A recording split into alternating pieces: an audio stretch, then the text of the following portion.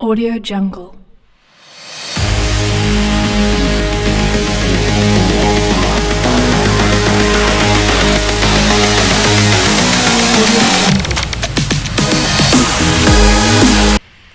तो आगे आप सब लेक्चर लेना ना आपने।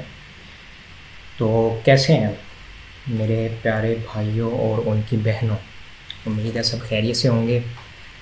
तो यार लेक्चर शुरू करने से पहले मैं एक बात बता दूं, सच्ची दिल से बुरा लगता है, ठीक है, दिल से बुरा लगता है जब आप लोग ना सब्सक्राइब नहीं करते, लेक्चर सुन के भाग जाते हो। ऐसे पता नहीं क्या हो जाता है, ऐसे भाग नहीं करते हो। ज़रा भी थोड़ी सी भी कोई हरकत में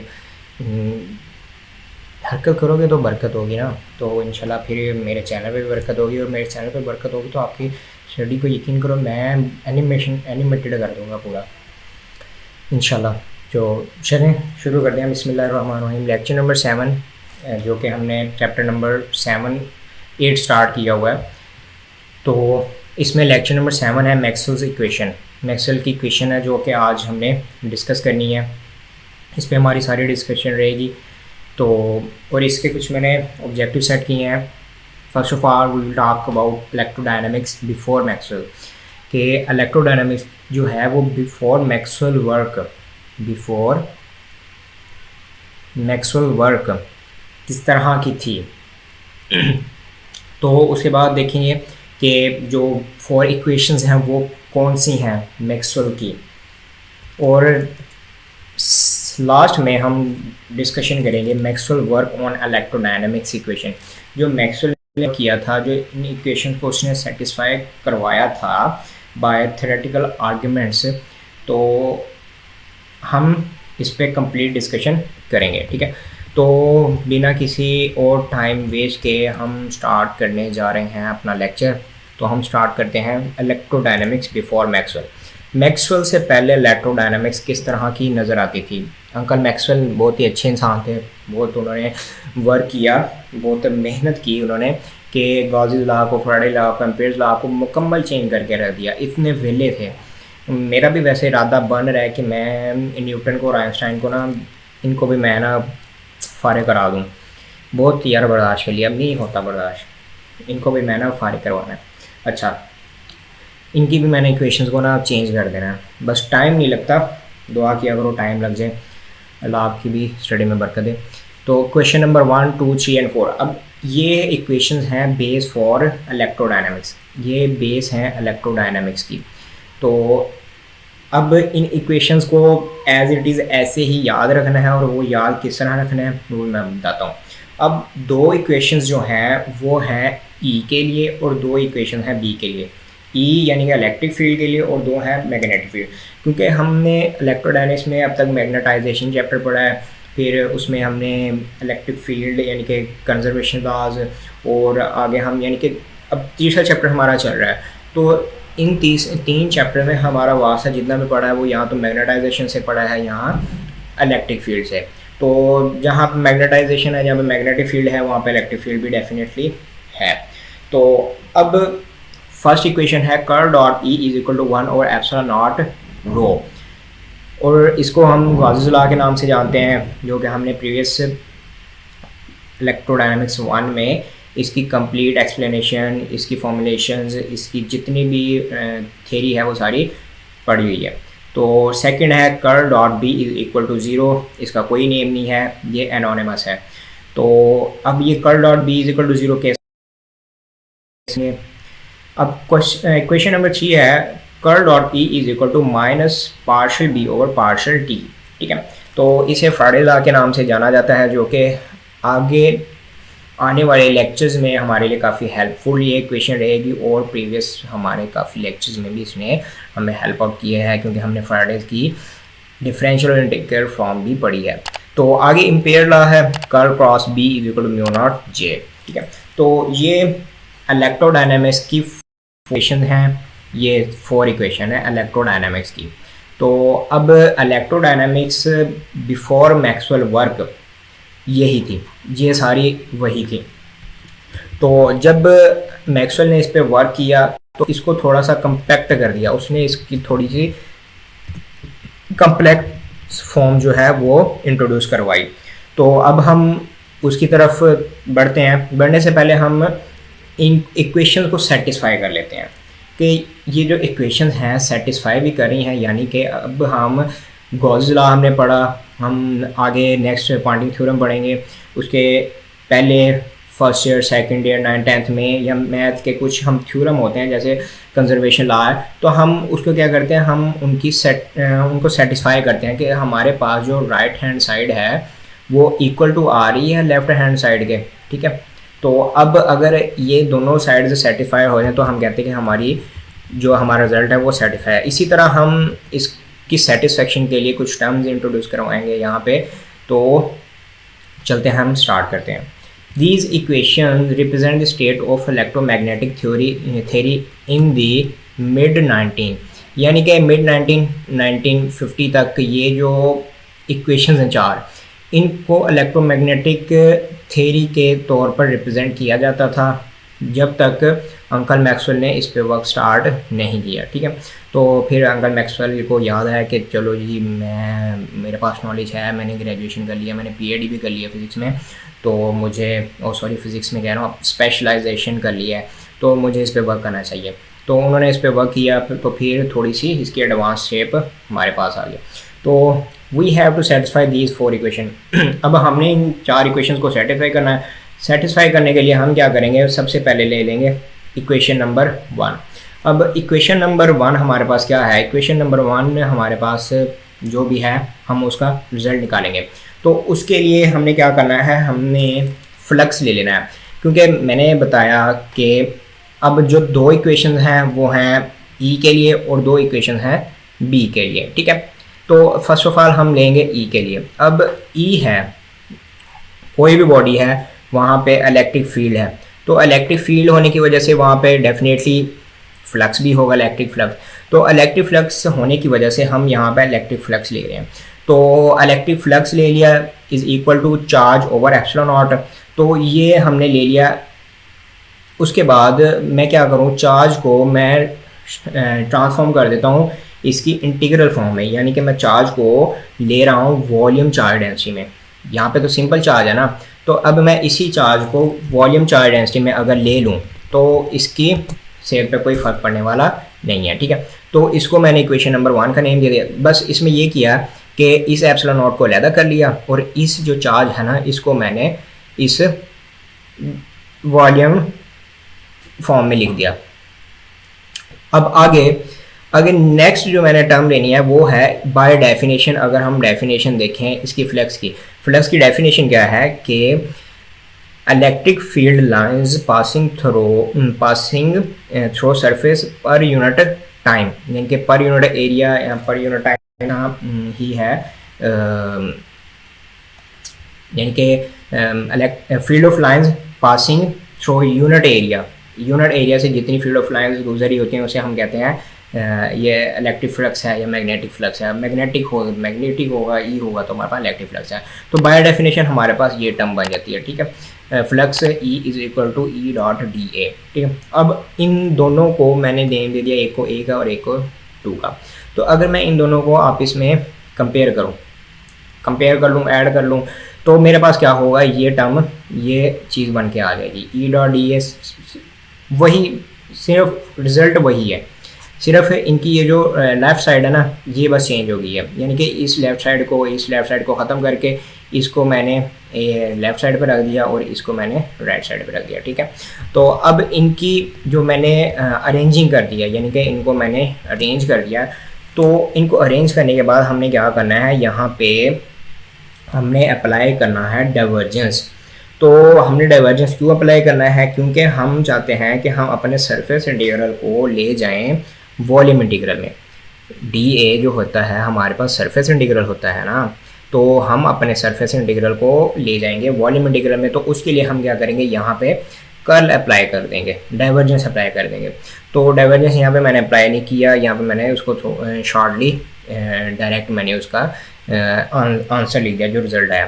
तो इतने भी ज़्यादा स्टेप जो है वो शॉर्ट करने की या ओपन करने की ज़रूरत नहीं होनी चाहिए, क्योंकि अब माशाल्लाह ग्रेजुएशन के स्टूडेंट हैं तो इतनी तो मैथ के साथ हावना होनी चाहिए कि डायरेक्ट रिज़ल्ट ये आ सकता है। तो अगर नहीं समझ आती तो वो भी आप खुद ट्राई करके देखोगे तो इंशाल्लाह पता लग जाएगा। तो अब यहाँ पे कर्ल अप्लाई की, कर्ल अप्लाई करने के बाद हमारे पास ये रिज़ल्ट आ गया और यहाँ पे सेम वही चीज़ आ गई। तो आगे क्या किया, इसको इसके साथ कट कर दिया तो सिंपल हमारे पास वही आ गया। क्योंकि ये अब कर्ल जाएगा तो कर्ल के साथ ये टर्म भी वैनिश हो जाएगी, अब ये वाली कर्ल जाएगी तो इसके साथ ये टर्म भी वैनिश हो जाएगी, ठीक है। क्योंकि इंटीग्रल है ना, तो इंटीग्रल के साथ वो भी तो डेफिनेट साथ ही जाएगा ना। तो हमारे पास इस लेफ़्ट साइड पे ये रह जाएगा और राइट साइड पे हमारे पास ये टर्म रह जाएगी। तो इस रो को यहाँ पे ऊपर लिख लिया और ये हमारे पास इक्वेशन नंबर सेटिस्फाई होगी, ठीक है। तो यहाँ पे हमारे पास इक्वेशन नंबर 1 सेटिस्फाई होगी। तो हम स्टार्ट करते हैं, बढ़ते हैं टू दी नेक्स्ट इक्वेशन। तो जैसे हमने अपनी इक्वेशन नंबर 1 को सेटिस्फाई किया तो इसी तरह हमने इसी प्रोसीजर को फॉलो करते हुए अपनी इक्वेशन नंबर 2 को सेटिस्फाई करना है। तो उसके लिए हम क्या करेंगे, हमने मैग्नेटिक फ्लक्स ले लेना, बिल्कुल जैसे इलेक्ट्रिक फ्लक्स लिया था बिल्कुल मैग्नेटिक फ्लक्स ले लेना। मैग्नेटिक फ्लक्स लेने के बाद चार्ज यानी कि मैग्नेटिक और over epsilon naught is equal to 1 over epsilon naught. और इसको अब इस सिंपल चार्ज को मैंने कन्वर्ट कर दिया मैग्नेटिक चार्ज डेंसिटी में। वहाँ पे हमने इलेक्ट्रिक चार्ज डेंसिटी में कन्वर्ट किया था, वॉल्यूम चार्ज में, यहाँ पे मैग्नेटिक चार्ज डेंसिटी में कन्वर्ट कर दिया। तो कन्वर्ट करने के बाद हमने फ्लक्स की बाय डेफिनेशन जो फार्मूला बनता है वो ले लिया कि magnetic field lines passing through unit area. तो उस बाय डेफिनेशन हमने ये फार्मूला ले लिया। तो हमारे पास ये टर्म आ गई 1 और ये आ गई 2। तो इन दोनों को कंपेयर किया, तो कंपेयर करने के बाद हमारे पास ये रिज़ल्ट आया और इस रिज़ल्ट पे हमने अप्लाई कर दी डाइवर्जेंस, ठीक है। डाइवर्जेंस अप्लाई किया तो हमारा क्या हुआ, जो सरफेस इंटीग्रल है वो कन्वर्ट हो गया वॉल्यूम इंटीग्रल में। तो वॉल्यूम इंटीग्रल में कन्वर्ट होने के बाद हमने क्या करना है अब, ठीक है, अब हमने ये करना है कि जी इसको ख़त्म कर देना है, इसको ख़त्म कर देना है। तो हमारे पास यहाँ पे ये चीज़ रह जाएगी। अब ये चीज़ रह जाएगी लेकिन हमारा ये फाइनल रिजल्ट नहीं है। वहाँ पे तो हमने क्या किया था, इंटीग्रल फर्स्ट इक्वेशन को सेटिस्फाई करने के लिए हमने ये इंटीग्रेशन साइन को कैंसिल आउट कर दिया था। तो हमारी जो है उसको रीअरेंज करके इक्वेशन सेटिस्फाई हो गई। लेकिन अब वो यानी कि जो जनरल इक्वेशन है, जनरल रिजल्ट है, वो कह रहा है कि जो जी कर्ल डॉट बी है ये इक्वल टू 0 होता है। तो यहाँ पे तो 0 आ नहीं रहा, तो इसको अभी हम करते हैं 0।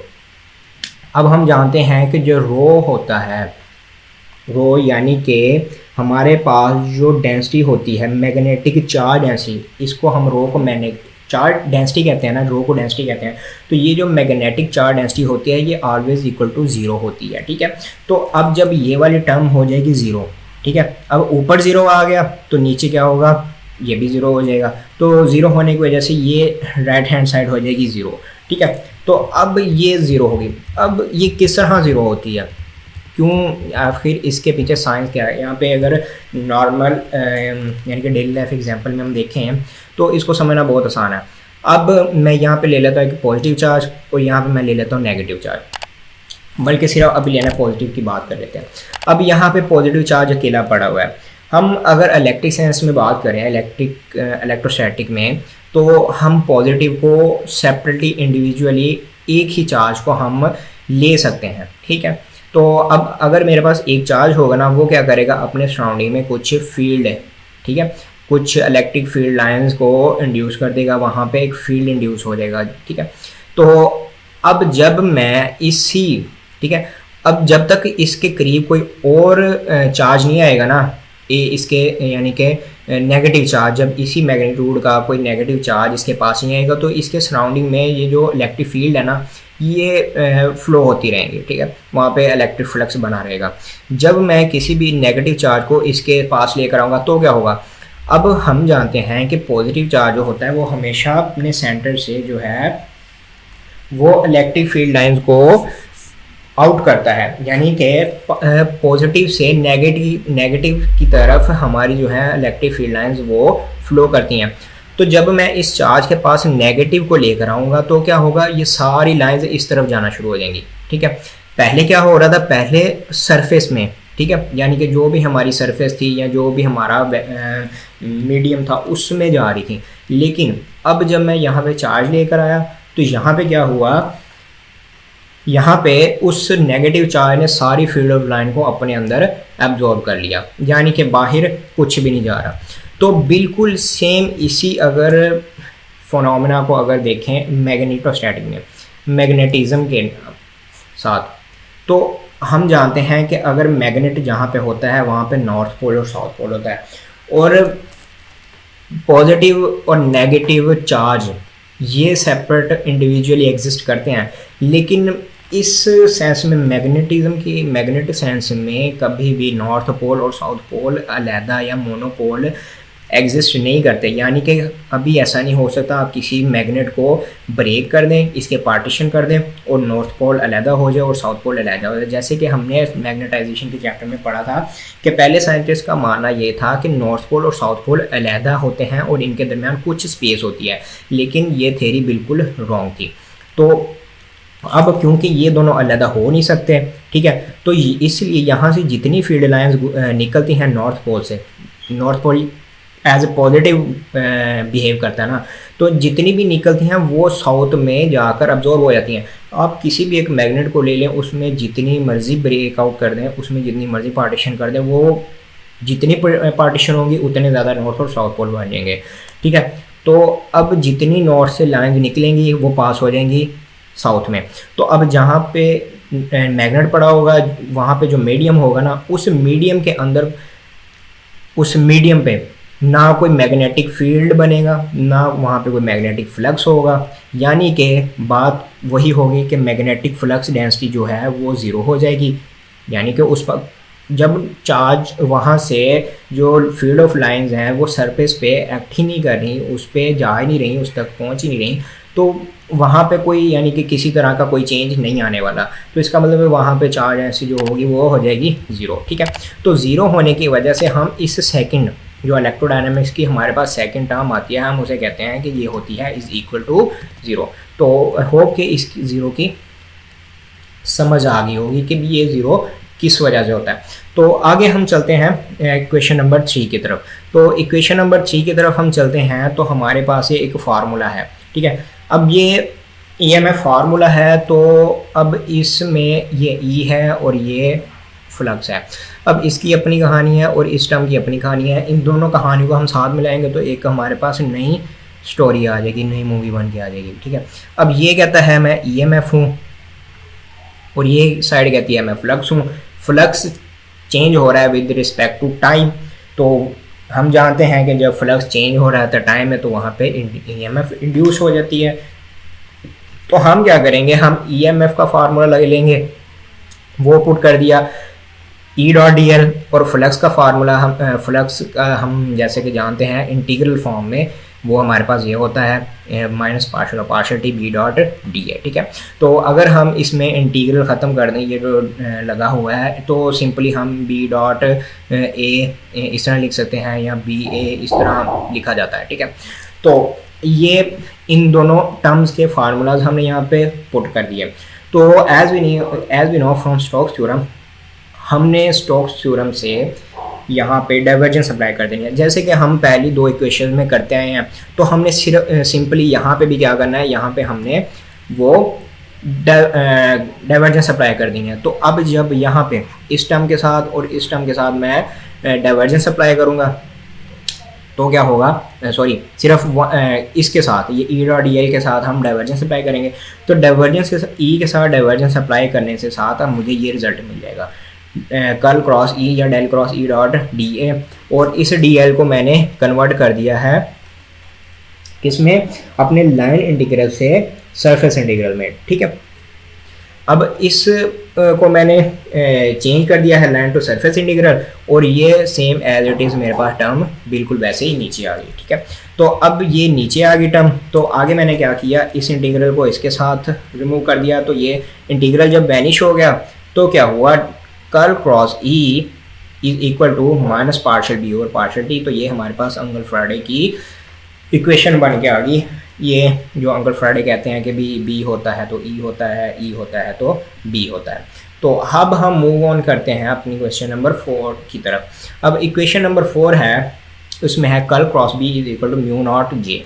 तो कर्ल क्रॉस बी है, अब इसको अब हम इंटीग्रल ले लाइन इंटीग्रल, तो B dot D L is equal to mu naught I enclose आएगा, ए इनक्लोज, ठीक है। इनक्लोज क्यों आएगा, क्योंकि हम यहाँ पे एक क्लोज सरफेस लेते हैं, तो क्लोज सरफेस लेने की वजह से यहाँ पे मैं क्लोज इंटीग्रल भी लगा सकता हूँ, कोई इसमें हर्ज नहीं है, क्योंकि ये जो करंट है ना आई, ये इस क्लोज इंटीग्रल से क्लोज सरफेस से फ्लो हो रहा है। तो अब जब यहाँ से क्लोज सरफेस से फ्लो हो रहा है, तो यहाँ पे मैं इसको इनक्लोज लिख सकता हूँ। तो अब इस इनक्लोज को, ये जो मैंने यहाँ पे इनक्लोज लिखा हुआ है, इस इनक्लोज की जगह पे अब ये आ गया। ये कैसे आया, ये ऐसे आया कि जैसे कि हम जानते हैं J इज़ इक्वल टू होता है I ओवर डी ए, ठीक है। तो अब मैं क्या करूँ, अगर मैं यहाँ पे I को इधर रहने दूँ और J डॉट डी ए कर लूँ, ठीक है, तो बिल्कुल ये सेम वही इक्वेशन बन गई। तो अब यहाँ पे मैंने ये इसको E को इसके साथ रिप्लेस कर दिया J डॉट डी ए के साथ, और यहाँ पे मैंने क्या किया, डाइवर्जेंस अप्लाई कर दी। फिर अब डाइवर्जेंस अप्लाई करने के साथ यानी कि ये वही टर्म बन गई फिर से, जो हमने शुरू में एक फॉर्म इसकी शेप देखी थी, तो इसकी शेप वही बन गई। तो ये फिर वही हमने कर्ल कैंसिल कर दिया, कर्ल कैंसिल होने के साथ हमारे पास ये इक्वेशन नंबर 4 बन गई, जिसको हम कहते हैं ये अंकल एम्पेयर की जनरल फॉर्म है, ठीक है। तो it has to do with the old rule.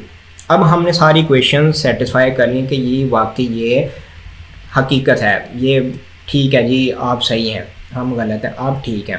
तो ये सारी हमने इक्वेशन सेटिस्फाई कर ली। अब सारी इक्वेशन सेटिस्फाई करने के बाद हमने क्या करना है, अब हमने इनको चेक करना है, जो कि मैक्सवेल ने इस पर वर्क किया था।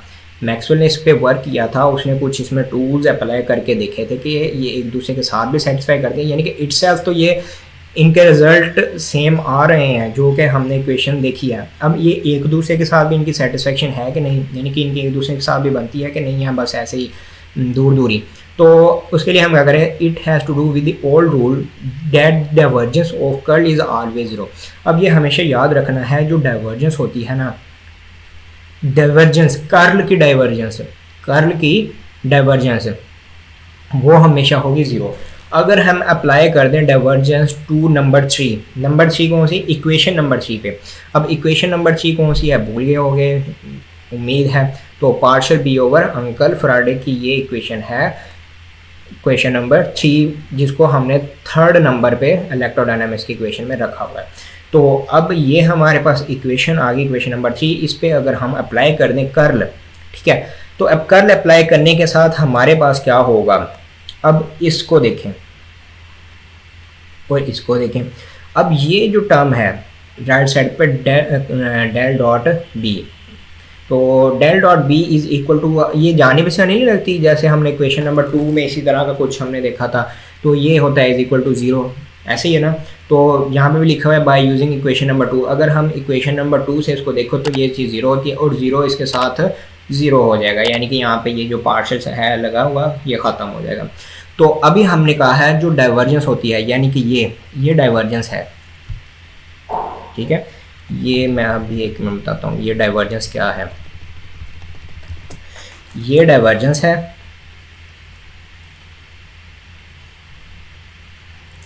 ये डाइवर्जेंस है, और ये कर्ल है।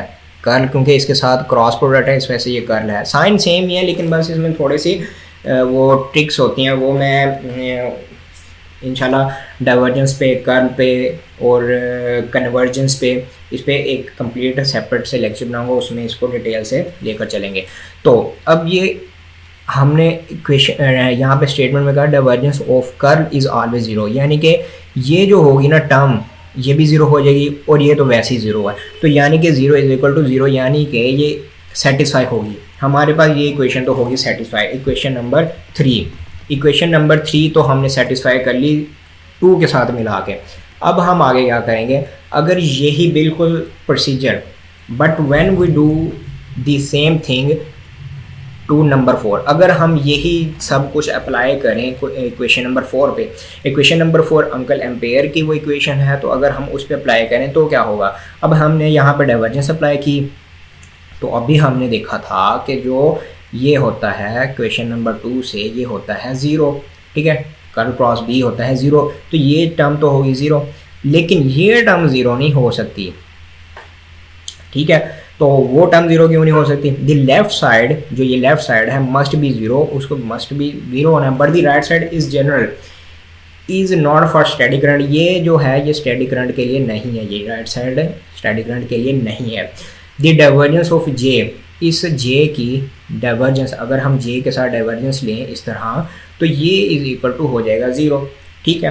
तो अब J is equal to sigma E, J का हम फार्मूला जानते हैं कि सिग्मा ई होता है, तो J तो इटसेल्फ यानी कि 0 है, ठीक है। अभी हमने बात की कि J जो डाइवर्जेंस ऑफ J है ये 0 है, तो इस वजह से हमने इधर 0 पुट कर दिया।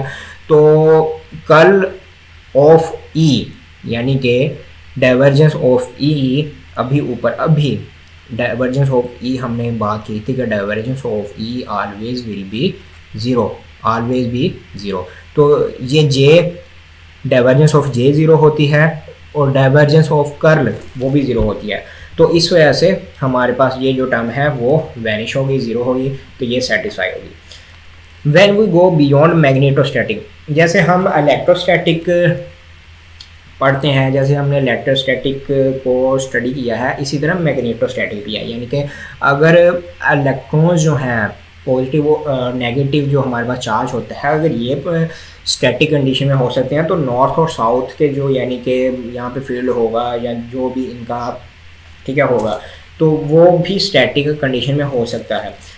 एम्पियर्स लॉ, अब मैग्नेटोस्टैटिक के लिए और इलेक्ट्रोस्टैटिक, ठीक है, मैग्नेटोस्टैटिक के लिए और इलेक्ट्रोस्टैटिक के लिए एक बाउंड्री है, कुछ लॉज हैं।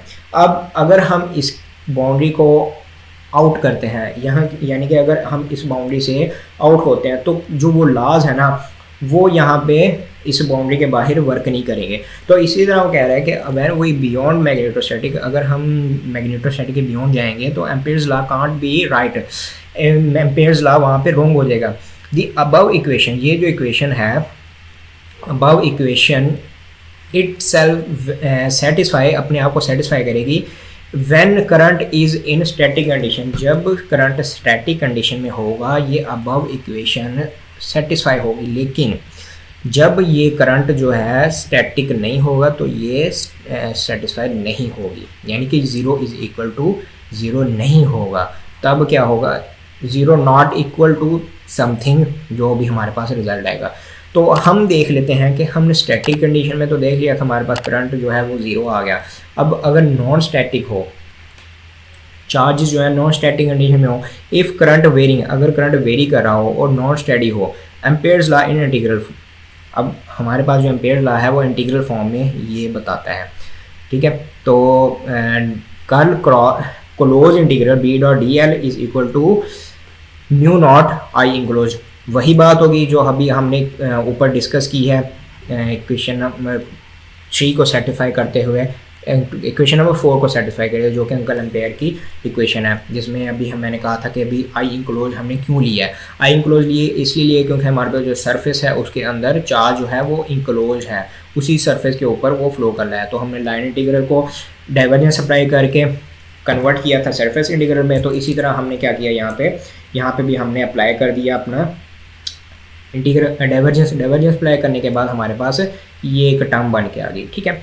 तो अब अगर हम कॉन्टिन्यूटी इक्वेशन से हेल्प आउट का हो, अगर हम कॉन्टिन्यूटी इक्वेशन से हेल्प लें तो क्या होगा? यूजिंग कॉन्टिन्यूटी इक्वेशन कहती है curl dot J plus partial P over, ये पार्शियल पी नहीं है, ये रो है, ठीक है, रो जो कि डेंसिटी है ओवर टी, यानी कि जो डेंसिटी है ना चेंज हो रही है with respect to time. With respect to time जो वॉल्यूम डेंसिटी है किसी भी चार्ज की वो चेंज हो रही है। अब वो किस तरह चेंज हो रही है? देखो, अब यहाँ पे अगर मैं एक करंट कैरिंग लूप ले लूँ, ठीक है, अब करंट कैरिंग लूप ले लूँ तो जो यहाँ पे चार्ज है वो उस वॉल्यूम में कभी भी ज़ीरो तो नहीं हो सकता ना। अब जब मैंने उसको इनपुट दी हुई है तो यहाँ पे जो है इलेक्ट्रॉन का जो फ्लो है वो ज़ीरो तो नहीं हो सकता, जो उसकी इलेक्ट्रॉन की डेंसिटी है वो ज़ीरो तो नहीं हो सकती ना। तो अब अगर मैं इस डेंसिटी को ले जाऊँ दूसरी साइड पे, ये माइनस साइन आ गया, तो पार्शियल रो ओवर पार्शियल टी, तो आगे ये डेल डॉट जे आ गया। डेल डॉट जे से हमने इस पर इंटीग्रल अप्लाई किया तो हमारे पास ये टर्म आ गई, और म्यू नॉट के साथ हमने अब डेल डॉट जे की हमारे पास ये वैल्यू आ गई कॉन्टीन्यूटी इक्वेशन से, तो हमने यहाँ पे अप्लाई कर दी और इस इक्वेशन को हमने स्ट्रेटली उठा के ऐसे यहाँ पे लिख दिया। ठीक है, तो ये हमारे पास थी मैक्सवेल्स की इक्वेशन, जो कि अंकल मैक्सवेल ने इस पर वर्क किया था। बहुत ही उन्होंने उनकी कंट्रीब्यूशन है इस हमारे इलेक्ट्रोडायनेमिक्स के लिए। तो इंशाल्लाह मिलेंगे नेक्स्ट लेक्चर में। तो any suggestions, any ideas, any advice नहीं, एडवाइस, तो अच्छा रहेगा कि आप बताएंगे कि how can I improve my teaching method.